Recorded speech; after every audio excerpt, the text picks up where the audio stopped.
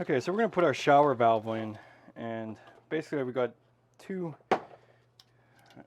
devices here. One is the standard rough-in valve made by Delta, and it was important for this particular project to have shutoffs, integrated shutoffs into the shower valve. You always want to have a shutoff to the actual fixture, not relying on the actual handles to turn it off. Just in case there was something that went wrong with the cartridge, you can replace it and you don't have to keep the whole house off until you get it fixed.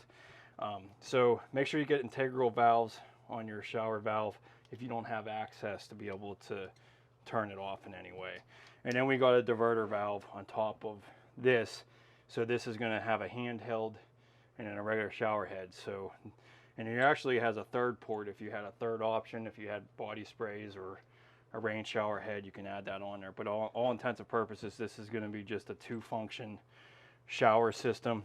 And so since this is quite a mess of plumbing because there's another shower on the other side of this, I'm going to just recommend kind of staying within an area that you can do it.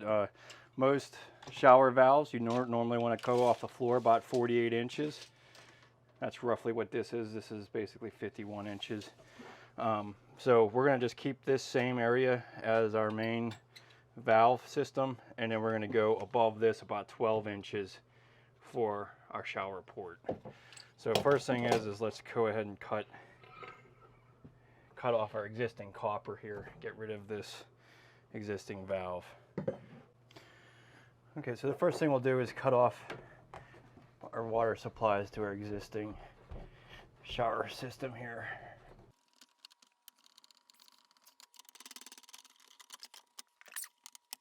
Who was using this, but that is really low for a shower head. I don't even know how that would work. We're going to be bringing it way up here, about 82 inches off the floor. Shower faucets, or shower heads I should say, these days keep getting bigger, and more room the better. So the only other thing you might want to consider when you're thinking about where to locate your shower port is if you had some kind of tile border or something, you might want to get it right in the center of that or just be above it. But other than that, I would say 82 inches is a pretty normal height these days. So these Delta valves are pretty nice because they're really easy to, first off, screw into place. Now this is a plaster guard. This isn't really all that important. I don't really use these. These would be, you would use, so just put it this way, you would want to use this if you had a fiberglass insert. This is definitely going to help hold this to your fiberglass unit. But all intents and purposes for a tiled shower, we're going to end up putting a waterproofing valve seal around here, so this square deal isn't really worth anything. But as far as the indication of where the depth is, if you have standard tile, 3/8 inch tile, and you have standard backer board, which is 1/2 inch, you would just need to make get some blocking 2 inches behind your rough-in framing. So on this particular situation, this is our finished, or this is our rough framing. So if we go 2 inches behind here, then we would have blocking from that point out. So just set this valve 2 inches. In a lot of scenarios, you don't have these furring strips. You can actually just put a 2x4 block on the back of the wall, and then that's at your perfect location. So 2 inches back from your rough framing is where you want to set a blocker. So in this whole kind of mess here, because there's a plumbing on the other side of the wall, let's figure out what's 2 inches.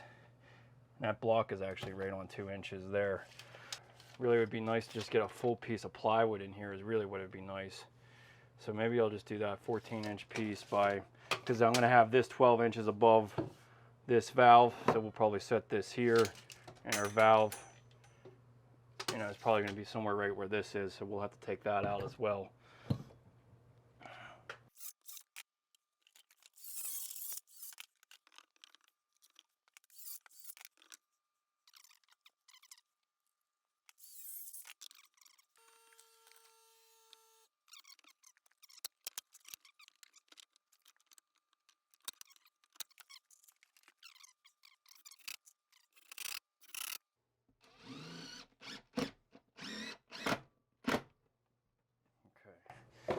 So now I'm 2 inches behind my wall. So now I could just mount this anywhere. Obviously paying attention to this back shower valve that's here. So I just don't want to have any screws. So we're going to be actually, let's just measure this, 36/18. So we're going to actually be a little bit further over here.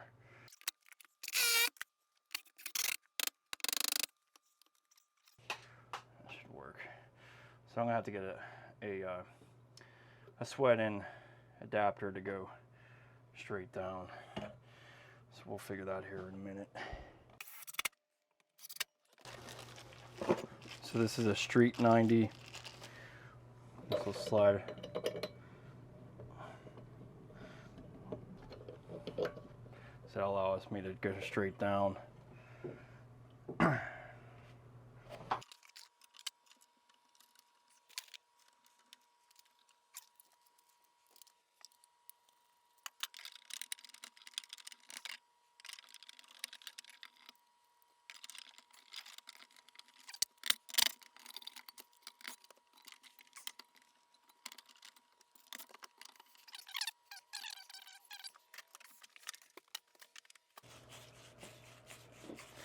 Okay, so make sure you sand all fittings.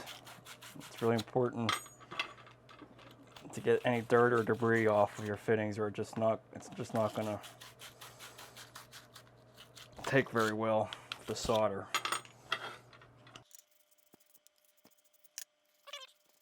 And make sure you take off your test cap, because you don't want this little rubber gasket melting.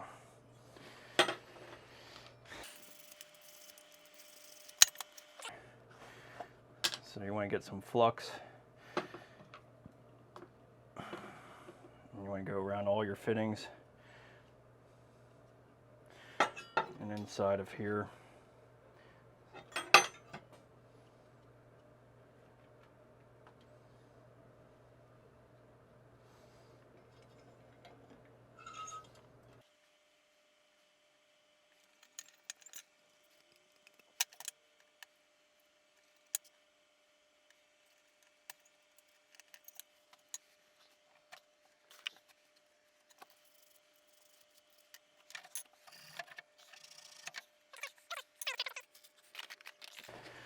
And so since we're not going to have a tub spout, we want to sand a cap, and we'll just solder a cap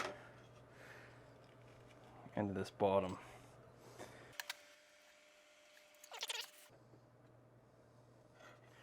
So this is a really tough area to solder, so that's why we're going to do this outside of the shower. So always heat the fitting first and then apply your solder.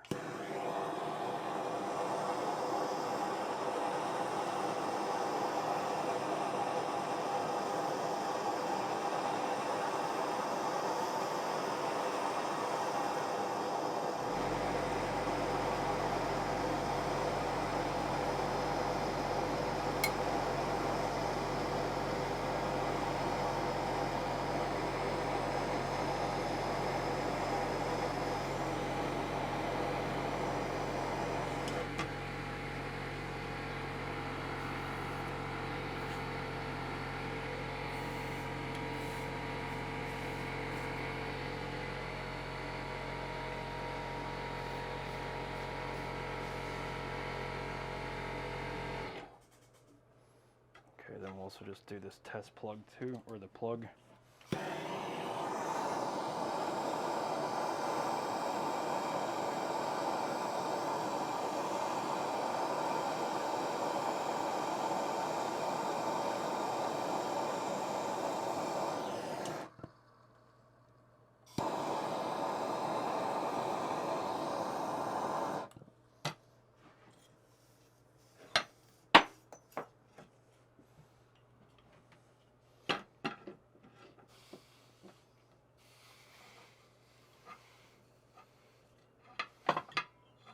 Okay, so make sure you get some flux on this fitting here.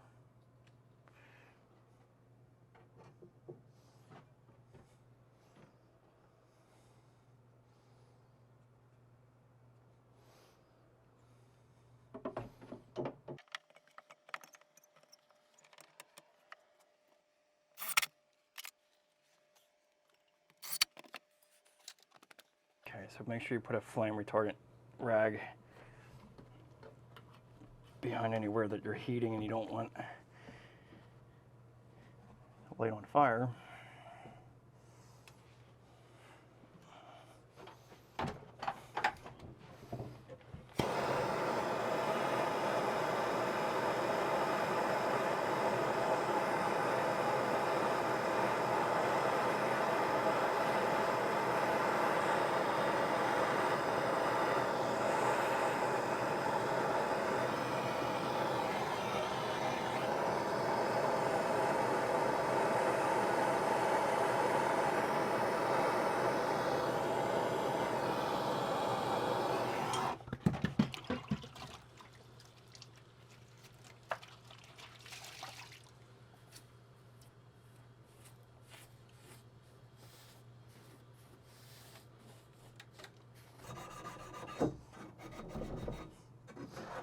So I should mention, if you want to learn about doing it a little bit a simpler way with PEX, I have a video that you can take a look at. This is just, I'm doing copper because in this situation I actually think it's a little bit faster just because of the setup here. Running all the PEX in this little area too is not going to be easy. So some situations do make a lot of sense just to do everything in copper.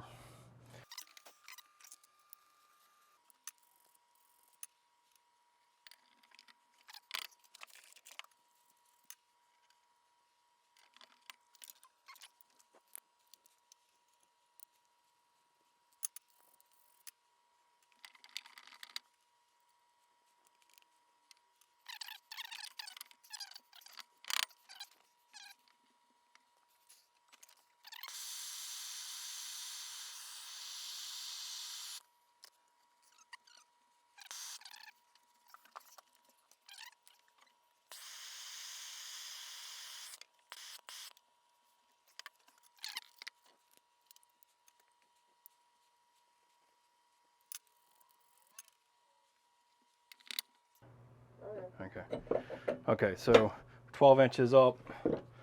Now this diverter, it even comes with a tag on it if you need to cap this if you're not going to have a third function. So this side is going to be the side that you want to have your port on. Now you can loop this up and bring it over if you want it on the right side. There's no problems with that, but you just have to come on to the left side of this if you're just having a two function shower system, which we are. We're just having a shower head and we're just having a handheld. So what I'll do is I'll prep this outside of the shower as well, bringing this port out.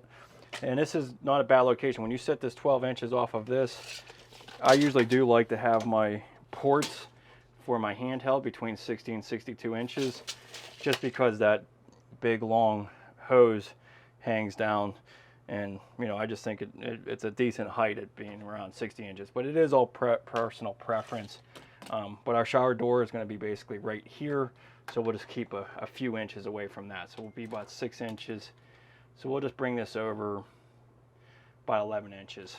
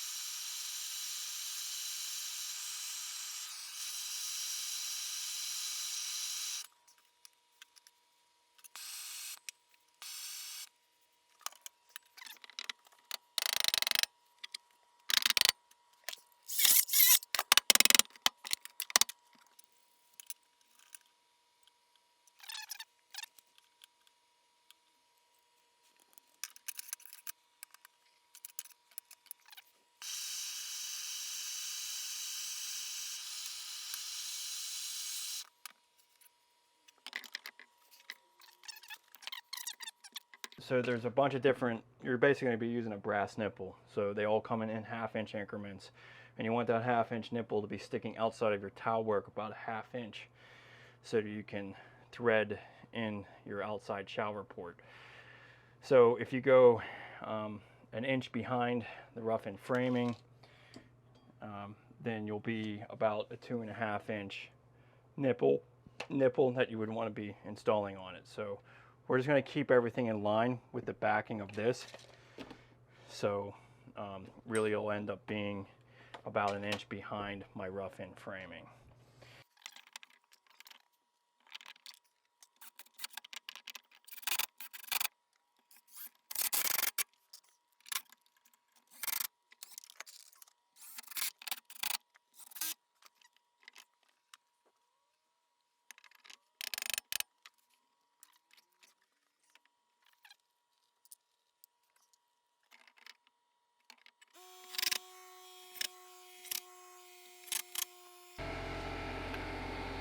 So you're about an inch behind. So you're about an inch behind your rough-in framing. So then, like I said, you'll have probably about an inch by the time you're done with the tile and the backer board. So that'd be like a 2.5 inch nipple should get you to a good location there. Okay, so yeah, and again, just making sure this is a great way to just reference level with each one of these, is just going up against these tabs. But for right now, we're still going to take this out because I need to heat up and bring my shower port up.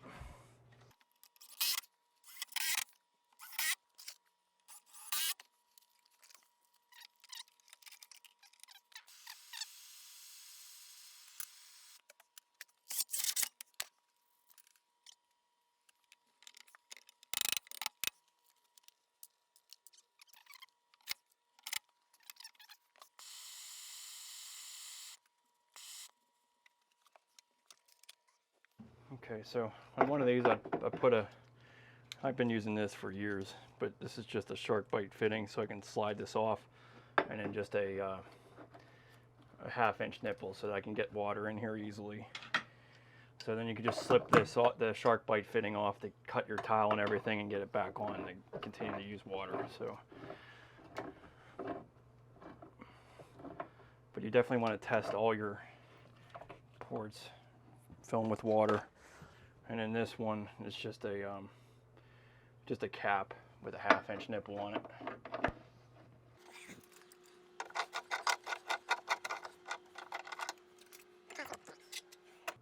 Put our test caps back on.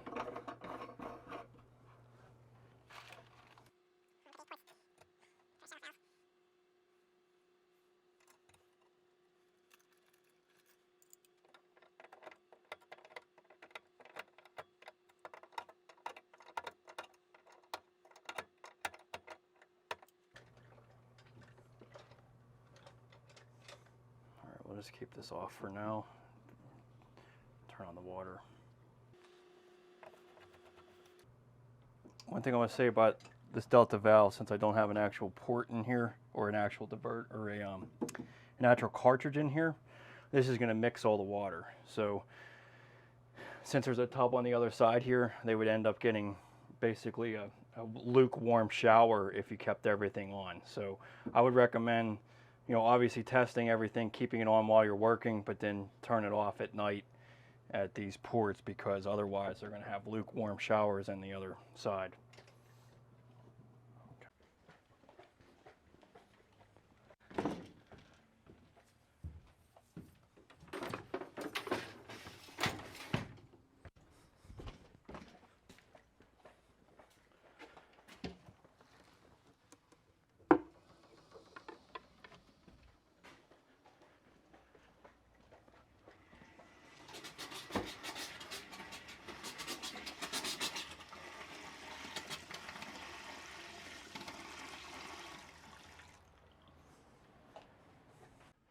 Okay, so we're going to be installing our handheld for our handheld shower. So the only place that I would say you really want to be careful of is where this pipe comes across to connect to this diverter. So either keep it up or below, whatever is more comfortable for you. I'm actually going to just hold it up a little bit further above. I'm going to get a level mark of where we're at. so we'll go in about the middle of that tile, and you want to measure down 24 inches. That's going to be their center. Okay, then one of my favorite blades is this Diamond Plus Milwaukee bit. So the thing about this is that you have to kind of keep it on an angle to start the drill bit. So it's just because of the diamonds, and there's no like pilot bit for it. You just have to kind of go on an angle. Okay, so first thing I usually like to do is just get my port in here. So I put this temporary shut-off valve here so that I can get water when I'm tiling. This is definitely a nice feature. I actually just did a little sweat-on adapter and then used a shark bite fitting so I can pull this off and then, you know, cut the hole for the tile and be able to keep using it. So this is really useful to get water in your bathroom while you're working. So I take that out of there. Now, what I did was I set my shower port 1 inch behind the rough-in framing. That's typically where I like to set them, because typically your tile and backer board end up being a 1/2 inch, or I'm sorry, 1 inch. So you want to have this nipple sticking outside of your tile work about a 1/2 inch, 3/8 to a 1/2 inch. So normally a 2.5 inch brass nipple works great if you get that shower port 1 inch behind the rough-in framing. That's really important. Now you can obviously get these things custom made to whatever size you needed. So if you screwed up on where your port is sitting, not a big deal, but they also make them in 1/2 inch increments. So 1.5 inches, 2 inches, 2.5, 3. So, you know, if you didn't do it 1 inch, you can do it like 1.5 inches. Just go by 1/2 inch increments and you should be safe. So first thing with these ports, like I do, like what I like to do is put my Teflon tape on first. So you want to rotate this, make sure it's flat on your fitting, and go about 4 to 5 revolutions. And then I like to use this T2 thread sealant. It doesn't have to be T+2, just any type of sealant, and you just go over your brass fittings as well. This is just like extra insurance and make sure that you have a leak-free installation. So here's our port. It has a female adapter, so I'm just going to get this threaded in, you know, to hand tight to what I can, and then we'll get our Teflon tape on this side. Again, you want to go clockwise, because when you're threading this in clockwise, you want it to thread with, you know, you don't want to pull the threads apart. So yeah, so 4 to 5 revolutions, I'd say Teflon tape is good. And then again, putting some of this pipe sealant around here. So as you can see, I have plenty of sealant all the way around here. Now I just stick this into my port. Nope, you know what I forgot? Forgot this little plastic guard. I don't know if that's really going to do a whole heck of a lot, but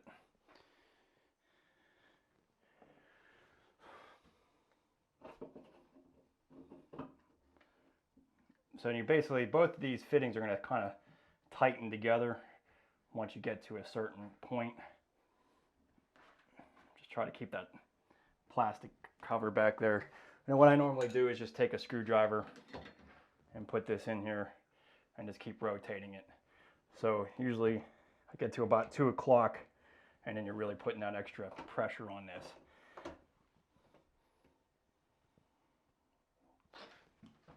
Okay. And just make sure that plastic piece sits nicely on the back of that. Now, if you wanted to be extra cautious, you could put a little bit of silicone behind this, but with this plastic guard on here, and I also have that rubber seal, because this is a weedy shower system behind here, so I use one of those pipe seals behind it. And we're going to go ahead and put our shower port in, because I like to mess around with this after I have something in that will not make the water go behind the wall, just in case I turn it on by accident. So shower arm, same thing. I'm going to be making sure your threads or your Teflon tape is going to go with threads. So 4 to 5 revolutions on that. And then some pipe dope on this. You know, and I didn't used to always do the pipe dope, but there's a plumber that I hired used this, and I was like, that's a really good idea. It's just extra insurance, because you can't really see behind here. You know, I mean, you could tell by the tension that you put on this that you're probably safe, but there's really no way to tell whether it's really leaking unless you have, you know, some kind of sign somewhere else. So this guy, typically hand tighten to about 2 o'clock, and then I just put my screwdriver in here and press it the rest of the way. So that's a fair amount of tension. I wish there was I'm sure there is a gauge that can tell you how much of a torque that you're putting on it, but typically once you hand tighten it, you get it to about here, and then you use that screwdriver to pull it around, you know that it's pretty well done well.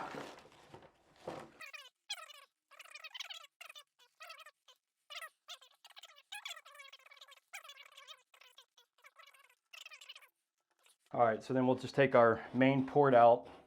So this valve has integral shutoffs in here. Main reason I needed to do that was because there was no access to the back of this. So anytime you don't have access, you want to make sure you buy these valves that have these stops on it. I usually just buy them anyways because it's only a few dollars more, and you're always better to have. I like being able to just shut it off right here anyways. So pull this out, there's going to be a little bit of water in there. And sometimes there's a little dirt catcher in there, but there isn't any on this one. This has a little tool that you can press in. So these have little rubber grommets on the back. There's 2 ports in the side. I don't know if you can see that. So there's 2 ports. Oh yeah. Yeah, right here. You just slide this right into it. And once you press that in far enough, what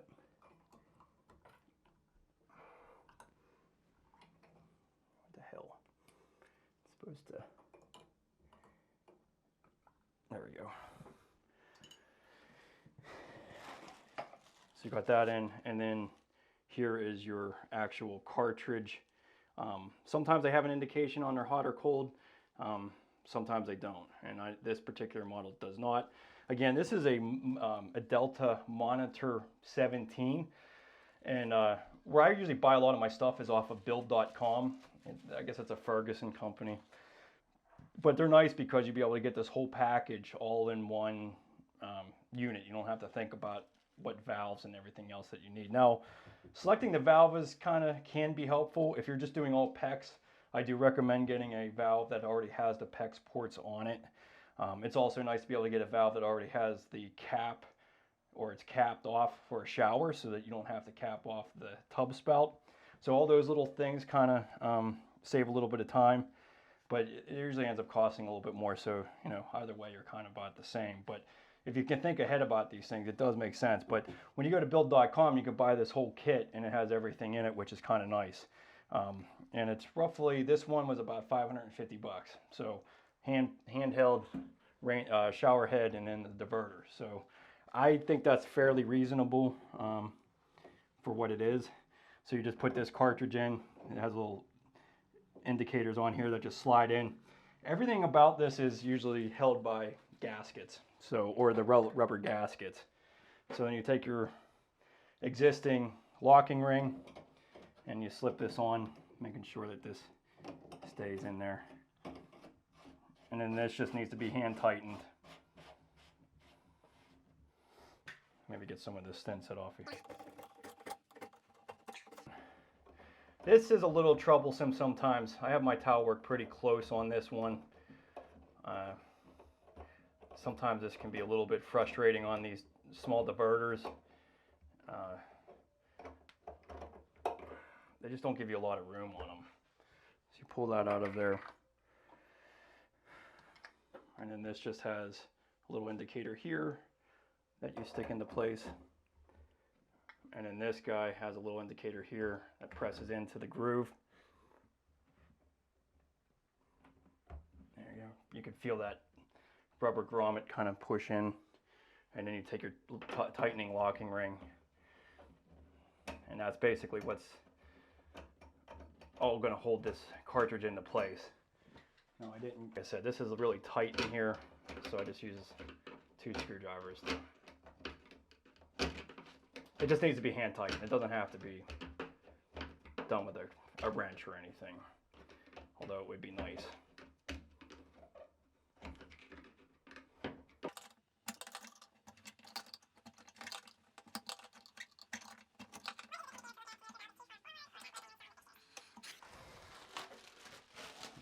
So then this is your delta.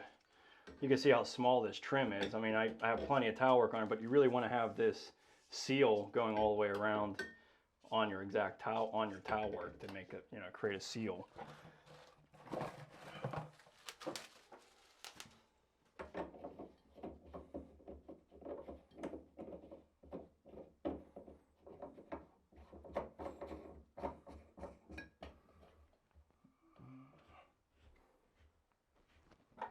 Okay. This one here, just handle goes on here.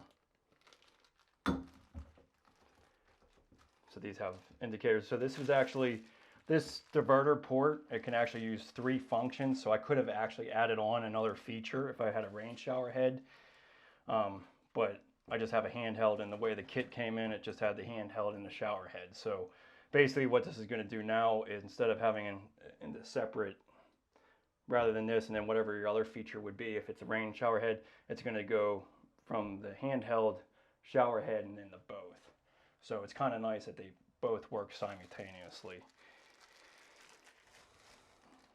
If you had a third option, I'd probably go with like the 6 function, because then you can get handheld and rain shower head together, or handheld and shower head together. Whereas this one, I'm pretty sure when you add the third option, it only functions one of each. So you're not going to get that both at the same time. So I'm just going to put my set screw on this valve. Okay. So the way this valve is it's basically a combination. It's so it turns on your volume, it turns on the water, and then you can adjust the temperature separately, which that's kind of nice, because then you can just set it at the temperature you like and just turn it on, and that's all you have to do. So I just want to make sure that this is off before I go turning on the water to my valve. So you just take these ports, or these integral shutoffs, and open them all the way up.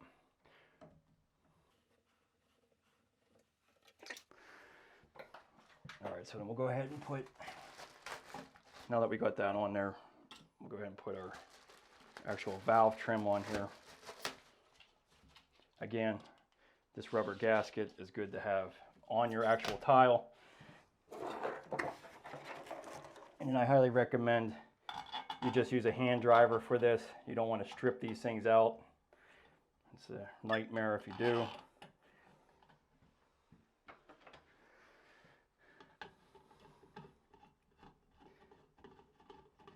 But I mean, honestly, you could see how far out this valve is. I mean, that discussion plate on here, I mean, I probably got almost another inch to 1.5 inches of room that can still come out if I was off. So, you know, and I also have this much, you know, you wouldn't want to have your hand port tight to this discussion, but I could probably go in another inch too. So this has a real easy variability as far as the depth goes. I can't say I've ever actually installed one that, you know, that I wasn't able to connect and had a problem with, whereas some of these other ones I definitely did.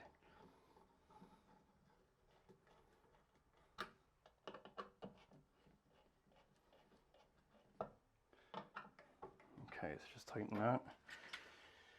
Put our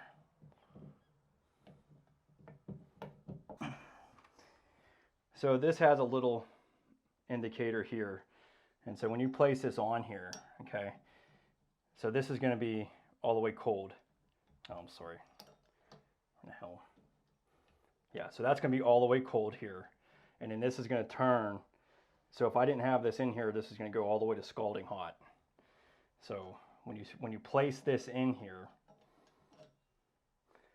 there's hot and cold. So the more that I rotate it, So if I put this all the way up against here,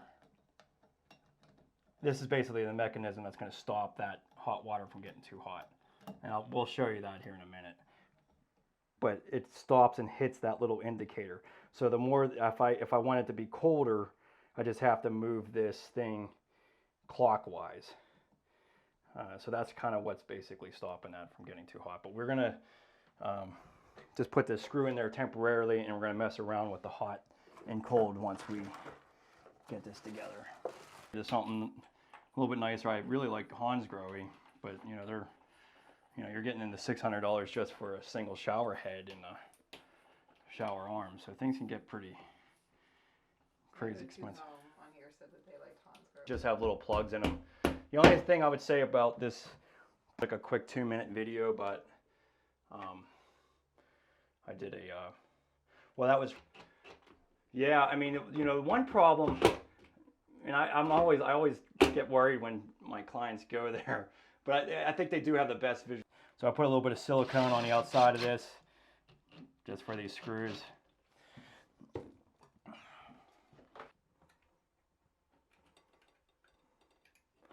You know, this is one part I think that all these companies can do better, is rather than having these set screws like that. Because I tell you, one of the most frustrating parts of the bathroom is at the end and putting all the hardware together. Some of that stuff is so cheap these days that, you know, it's just always a problem getting these things to set right. Now, I mean, this isn't really an issue. I'm just saying I wish there was kind of a better system that they would put together for mounting stuff like this.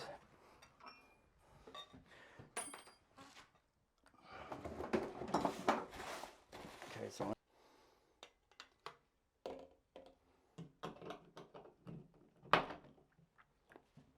How do you decide how big a niche?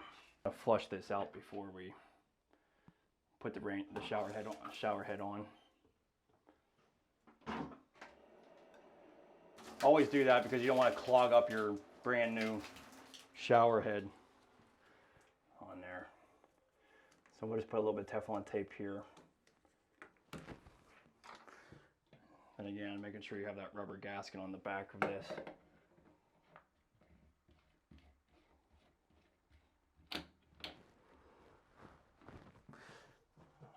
And I should have something more professional than this, but just to keep it from scratching, I put a microfiber cloth on here and just tighten it a little bit more. But this is a nice shower head. It's got multi-function on it. It's got your different sprays on it. That's kind of a crazy one there.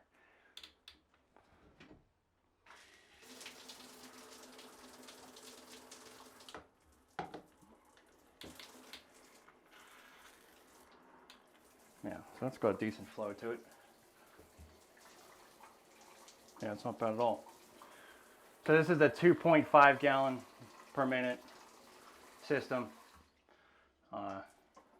So I always go for the 2.5, but I guess that depends on where you live too. Apparently there's a lot of possible restrictions out west. But I mean, for 600 bucks, I think this is a really great system. I probably, you know, put a dozen of these in probably. And it's always been the most affordable, under $600. So I don't think you can really beat it. Definitely much better than the systems that have the handheld all incorporated on it. None of those things ever really work nice. Now there is one system that I highly recommend too, is if you just had a regular shower head. It's called the Kohler Hydro Rail.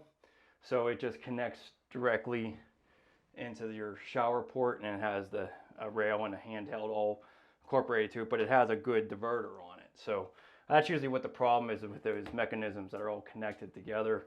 They just don't have a very good shut off, and that usually, you know, they're probably all usually made out of plastic. But most of this is all made out of metal. I mean, obviously, some of this is plastic inside of here, but all in all, I mean, I'm usually pretty happy with it. So yeah, there we go. Okay. So we'll go a couple pegs this way. Okay, now we're stopping at a lower point here. Okay, we're below 100, well there's 120. We're still above 120. Let's just move it one peg down. So we move it one slot down. There, that much. And I'll stop it, should even stop it even less. There you go. So we're safe below 120, 117, 118, somewhere in between there, and it's not scalding to the touch, so that's good. So what the idea of this is that you can just set this your temperature that you like and just leave it. So that's why this monitor is popular. But if you want it hotter, go all the way hotter, but you can usually just leave this the way it is and just turn on your volume control.